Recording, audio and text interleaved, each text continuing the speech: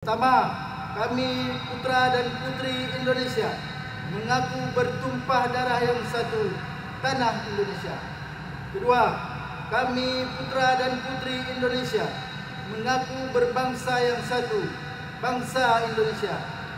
Ketiga, kami putra dan putri Indonesia menjunjung bahasa persatuan, bahasa Indonesia.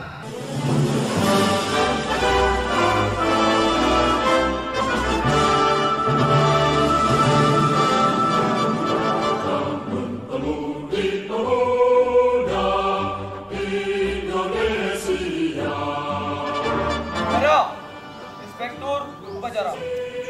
Hormat! Berat!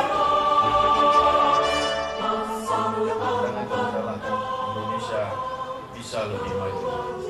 Wahai pemuda Indonesia, dunia menunggu. Berjuanglah, lahirkanlah ide-ide, tekad dan cita-cita. Pengorbanan dan perjuangan tidak akan pernah sia-sia dalam mengubah dunia. Dilanjutkan penyerahan penghargaan bagi pemuda Aceh berprestasi tahun 2020.